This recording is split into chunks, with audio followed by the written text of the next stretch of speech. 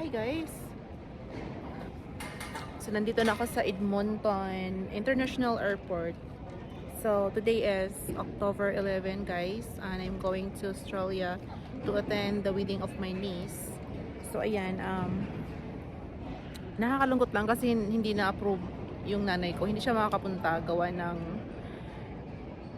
hindi pa tapos yung treatment sa kanya. Then yung asawa ko naman hindi siya kasama today sa travel ko kasi 2 weeks ago lang dumating yung kanyang PR card. So it's so late na para kumuha ng visa, and then bago lang siya sa work. So anyway, pwede ko namang pakiusapan yung manager namin na makasama siya kung napaga lang yung PR card para mag-gather yung documents na kailangan sa application ng visa niya. So ayun, naiwan yung asawa ko sa work kasi hindi pa namin off this week. Ako, tinetake ko yung holiday ko kasi 1 year mahigit na ako sa work ko. So meron na akong 2 weeks na leave, vacation leave. Yung asawa ko, magti 3 months pa lang siya sa work niya. So hindi pa talaga dapat siya pwedeng mag-leave. Pwede siyang mag-absent kung papayagan ng management. So ayun. Hello, it's me again. So nandito na po ako sa Vancouver Airport. Ang layo guys. Ang layo ng aking boarding gate. D54, ayun oh. D54, malayo siya. Sa unahan, D72 to 78, yun yung boarding gate papuntang Pilipinas. Ang PAL doon, malayo siya guys. Tapos yung mga tindahan dito, of course, 24 hours. Mga restaurant. So ayan, punta na ako sa aking boarding gate. Anong oras na ba ngayon? 8:30 na guys. So 10 minutes na lang magbo-board na kami. Alis kami ng 9:25 Vancouver time. So as you know, ang Vancouver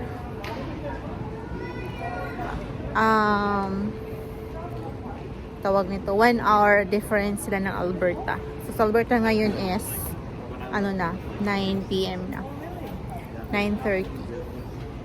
So yun guys, ito yung aking boarding gate. So ang travel time papuntang Australia from Vancouver is 17 hours and then 15 minutes like that. So ang tagal, di ba? So yun talaga, malapit na guys. Ayan, Sydney. So may our Lord bless our trip, yung safety namin. Yes, Father. So okay. So mamaya ulit pag nasa na ako. Nasa Australia Airport. Sydney Airport pala guys, Sydney. Okay, bye.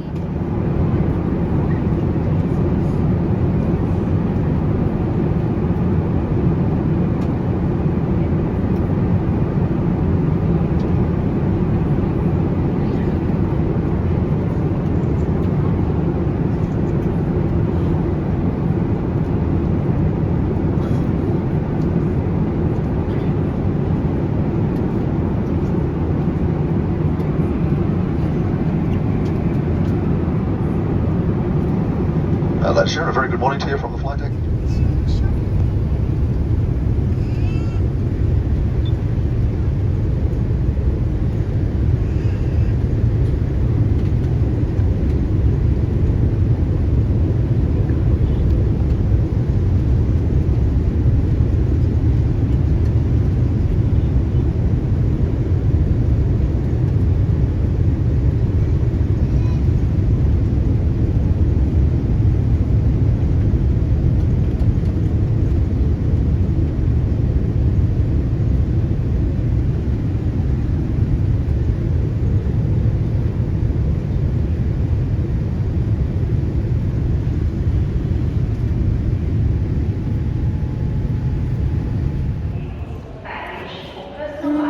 Good morning guys. It's Friday the 13th dito sa Australia.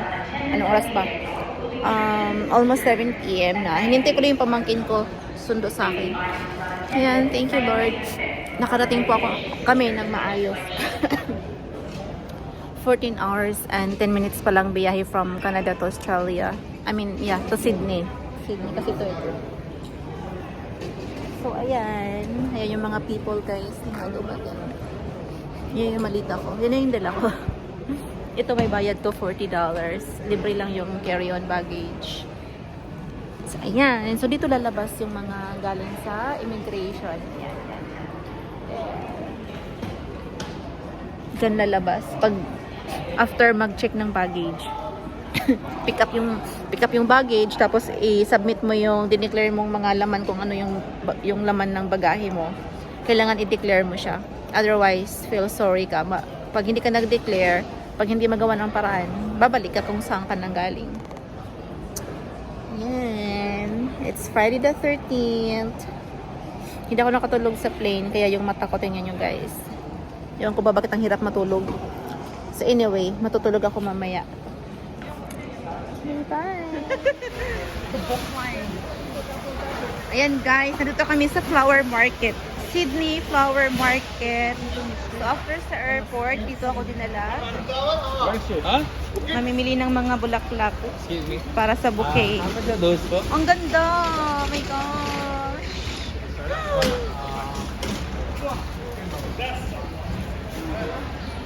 Ano bang motif mo?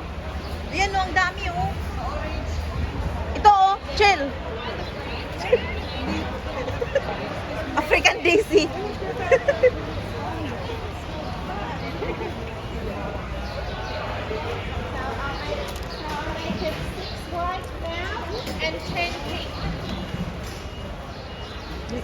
Ayun oh. Hindi rose dapat. White. Dito na lang talaga tayo.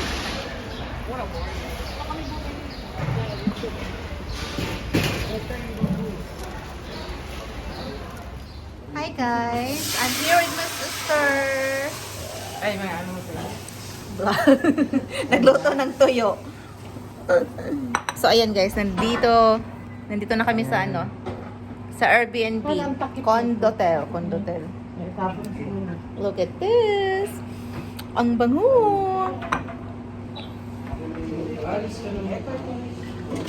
Hi.